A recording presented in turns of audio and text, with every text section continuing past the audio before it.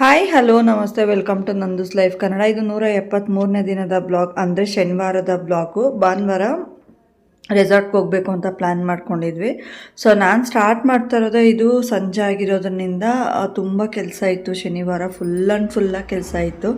So ಆ ಕೆಲಸ ಎಲ್ಲ ಮಾಡಿಕೊಂಡು ಬಟ್ಟೆ ಎಲ್ಲ ವಾಶ್ ಮಾಡಿಕೊಂಡು ಕೆಲಸ ಏನೂ ಮಾಡೋಕ್ಕಾಗಿರಲಿಲ್ಲ. ಹಂಗೆ ವಿಡಿಯೋ ಕೂಡ ಮಾಡ್ಕೊಳಕ್ಕಾಗಿರಲಿಲ್ಲ. ಸೊ ಹಾಗಾಗಿ ಕೆಲಸ ಸ್ಟಾರ್ಟ್ ಮಾಡಿದಾಗೆ ವಿಡಿಯೋ ಮಾಡಿಕೊಂಡೆ. ನನಗೆ ಏನಂದರೆ ತುಂಬ ಕೆಲಸ ಇರುತ್ತಲ್ವ, ಹೋಟೆಲ್ಲು ಆ ಕಡೆ ಈ ಕಡೆ ಅಂತ. ಸೊ ಹಾಗಾಗಿ ಮಾಡ್ಕೊಳಕ್ಕಾಗಿರಲಿಲ್ಲ.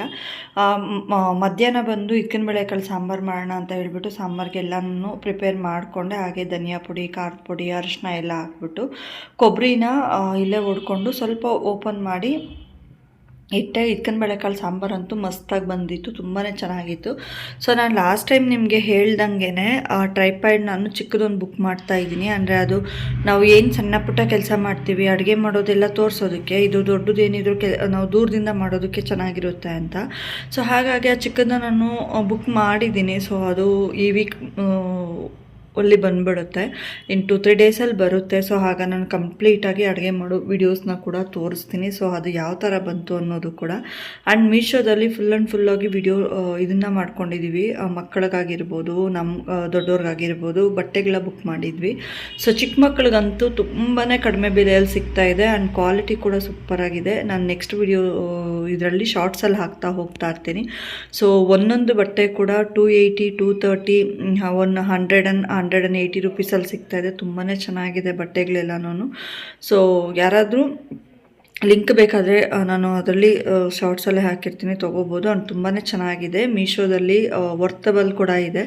ಸೊ ಯಾರಿಗೆಲ್ಲ ಇಂಟ್ರೆಸ್ಟ್ ಇದೆ ಅದನ್ನ ಕೂಡ ಅದರಲ್ಲಿ ತೊಗೋಬೋದು ಅಂತ ಹೇಳ್ಬೋದು. ಹಾಗೆ ಸಾಂಬಾರಿಗೆಲ್ಲ ಇಟ್ಬಿಟ್ಟು ಮನೆ ಒರೆಸ್ಕೊಳಕ್ಕೆ ಸ್ಟಾರ್ಟ್ ಮಾಡಿದೆ. ಆ್ಯಕ್ಚುಲಿಯಾಗಿ 11 ಕಾಲಾಗಿದೆ ನನಗೆ ಟೈಮಿಂಗು. ಅಷ್ಟರೊಳಗೆ ಹೋಟೆಲ್ ಹತ್ರದಿಂದ ಬಂದು ಸ್ಟಾರ್ಟ್ ಮಾಡಿದ್ದು ಕೆಲಸನ. ಒಂದೊಂದೇ ಹೇಗಾಗುತ್ತಂದರೆ ಈವ್ನಿಂಗ್ ಮನೆ ಒರೆಸ್ತಾ ಇರ್ತೀನಿ, ಒಂದೊಂದೇ 5 ಗಂಟೆಗೆ ಒರೆಸ್ಬಿಟ್ಟಿರ್ತೀನಿ, ಒಂದೊಂದು ದಿನ ಬಂದು 11 ಗಂಟೆ ಆಗಿರುತ್ತೆ, ಒಂದೊಂದು ಟೈಮ್ ಒರೆಸೇ ಇರೋದಿಲ್ಲ. ಸೊ ಆ್ಯಸ್ ಯೂಶ್ವಲ್ ಆಗಿ ನಾನು ಡೈಲಿ ಏನು ಕ್ಲೀನಿಂಗ್ ಇದೆ ಅದು ಮುಗಿಸ್ಕೊಂಡಿರಬೇಕು, ಅದನ್ನ ನಾನು ಕಂಟಿನ್ಯೂ ಆಗಿ ಮಾಡ್ತಾನೆ ಇರ್ತೀನಿ. ಸೊ ಇನ್ನೂ ಯಾರೆಲ್ಲ ಚಾನಲ್ನ ಸಬ್ಸ್ಕ್ರೈಬ್ ಮಾಡ್ಕೊಂಡಿಲ್ಲ ದಯವಿಟ್ಟು ಸಬ್ಸ್ಕ್ರೈಬ್ ಮಾಡ್ಕೊಳ್ಳಿ. ಹಾಗೆ ಪೂರ್ತಿ ವೀಡಿಯೋಸ್ನ ನೋಡಿ ಸಪೋರ್ಟ್ ಮಾಡಿ. ಸಣ್ಣ ಪುಟ್ಟ ಏನಾದರೂ ಚೇಂಜಸ್ ಇದ್ದರೆ ಖಂಡಿತವಾಗ್ಲೂ ಹೇಳಿ ತಿಳ್ಕೊಂಡು ಚೇಂಜಸ್ನ ನಾನು ಮಾಡ್ಕೋತೀನಿ ಅಂತ ಹೇಳ್ತಾ ಇದ್ದೀನಿ. ಸೊ ದಯವಿಟ್ಟು ಚಾನಲ್ ಫುಲ್ಲು ವೀಡಿಯೋಸ್ನ ನೋಡಿ ಸಪೋರ್ಟ್ ಮಾಡಿ. ಯಾಕಂದರೆ ತುಂಬ ಕಷ್ಟಪಟ್ಟು ವೀಡಿಯೋಸ್ನ ಮಾಡ್ತಾ ಇರೋದು. ವಿಡಿಯೋ ಆಗಿರ್ಬೋದು, ಎಡಿಟಿಂಗ್ ಆಗಿರ್ಬೋದು, ಯಾವುದೇ ಕಾಪಿರೈಟ್ ಇದಿರೋದಿಲ್ಲ. ಆ್ಯಂಡ್ ಓನು ಕಂಟೆಂಟ್ ಕೂಡ ಅಷ್ಟೇ ನನ್ನ ಓನಾಗಿ ನಾನು ಹಾಕ್ತಾ ಇರೋದು. ನನಗೆ ಏನು ಅನಿಸುತ್ತೆ, ನನಗೆ ಯಾವ ರೀತಿ ಬರುತ್ತೆ ಅದನ್ನಷ್ಟೇ ನಾನು ಮಾಡ್ತಾಯಿದ್ದೀನಿ. ಯಾರ ಸಪೋರ್ಟು ಇಲ್ಲದೆ 4 ಕಾಳು ಮುಂದೆ ತಲೆ ಎತ್ತಿ ಬದುಕಬೇಕು ಅನ್ನೋದೇ ನನ್ನೊಂದು ಇಂಟೆನ್ಷನ್ನು. ಸೊ ಹಾಗೇ ನನ್ನ ಸಣ್ಣ ಪುಟ್ಟ ಇದಕ್ಕೆ ಇನ್ನೊಬ್ಬರ ಮುಂದೆ ಕೈ ಚಾಚಬಾರ್ದು, ಯಾರಿಗೂ ಭಾರ ಆಗಬಾರ್ದು ಅನ್ನೋದು ಕೂಡ ಒಂದು ಇಂಟೆನ್ಷನ್ನು. ಮಗಳ ಫೀಸ್ಗೆ, ನನ್ನ ಸಣ್ಣ ಪುಟ್ಟ ಖರ್ಚುಗಳಿಗೆ ನಾನು ಏನಾದರೂ ಮಾಡ್ಕೋಬೇಕು ಅನ್ನೋದು ಇದರಿಂದ ನಾನು ಯೂಟ್ಯೂಬ್ನ ಕಂಟಿನ್ಯೂ ಆಗಿ ಬಿಟ್ಟು ಬಿಡ್ದಂಗೆ ಮಾಡ್ತಾಯಿದ್ದೀನಿ. ಸೊ ದಯವಿಟ್ಟು ಪೂರ್ತಿ ವೀಡಿಯೋಸ್ನ ನೋಡಿ ಸಪೋರ್ಟ್ ಮಾಡಿ. ನಮಗೆ ಕೇಡು ಬಯಸಿದವ್ರ ಮೇಲೆಲ್ಲ ನಾವು ಸೇಡ್ ತೀರಿಸ್ಕೊಬೇಕು ಅಂತ ನಾವೇನು ದ್ವೇಷ ಸಾಧಿಸಬೇಕಾಗಿಲ್ಲ. ಕಾಲ ಕಳೆದಂತೆಲ್ಲ ಕರ್ಮ ರಿಟರ್ನ್ಸ್ ಅನ್ನೋ ಹಾಗೆ.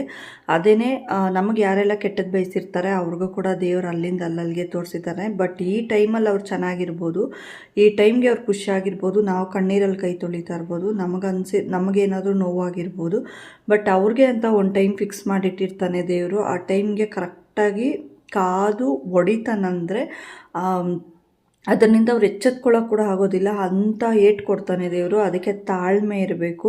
ಯಾರೇ ನಮಗೆ ಕೆಟ್ಟದ್ದು ಬಯಸಲಿ, ಯಾರೇ ನಮಗೆ ಸೇಡ್ ಇದಾಗ್ತಾ ಇರಲಿ, ಯಾರೇ ನಮ್ಮನ್ನು ತುಳಿಯೋಕ್ಕೆ ಪ್ರಯತ್ನ ಪಡ್ತಾ ಇರಲಿ, ಅದೆಲ್ಲದರಿಂದ ನಾವು ಹೇಗೆ ಈಚೆ ಬರಬೇಕು, ದೇವ್ರ ಮೇಲೆ ಭಾರ ಹಾಕಿ ದೇವರಿದ್ದಾನೆ ಅಂತ ಹೇಳಿ ನಾವು ಅದ್ರ ಮೇಲೆ ಹೋಗ್ಬಿಡಬೇಕು.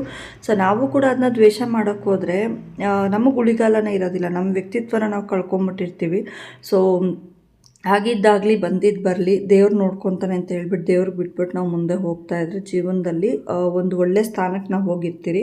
ಯಾರೆಲ್ಲ ನಮ್ಮ ಕೇಳಿ ಬಯಸಿರ್ತಾರೆ, ನಮ್ಮನ್ನು ತುಳಿಬೇಕು ಅಂದಿರ್ತಾರೆ, ಅವರು ನಮ್ಮ ಕಾಲು ಕೆಳಗೆ ಬರುವಂಥ ಒಂದು ಸಿಚುವೇಶನ್ನ ದೇವರು ಖಂಡಿತವಾಗ್ಲೂ ಕೊಡ್ತಾನೆ. ಹಾಗೆ ಕಾದು ಹೆಂಚನ್ನು ಕಾದು ಕಬ್ಬಿಣನ ಹೇಗೆ ಬೇಕಾದರೂ ತಿರುಗಿಸ್ಬೋದು ಅಂತಾರೆ. ಹಾಗೆಯೇ ನಾವು ಎಷ್ಟು ಕಷ್ಟಪಡ್ತೀವೋ ಹಾಗೆ ನಮ್ಮ ಕಷ್ಟದಲ್ಲೇ ನಾವು ಇನ್ನು ಮುಂದೆ ಹೇಗೆ ಬದುಕಬೇಕು ಅನ್ನೋದನ್ನ ರೂಢಿ ಮಾಡ್ಕೊಳ್ತಾ ಹೋಗಬೇಕು. ಅವು ಖಂಡಿತವಾಗ್ಲೂ ನಮಗೆ ಸುಖ ಸಿಕ್ಕೇ ಸಿಗುತ್ತೆ. ಎಲ್ಲರೂ ಪೂರ್ತಿ ವಿಡಿಯೋಸ್ನ ನೋಡಿ ಸಪೋರ್ಟ್ ಮಾಡಿ. Thank you so much. Love you all. Bye bye.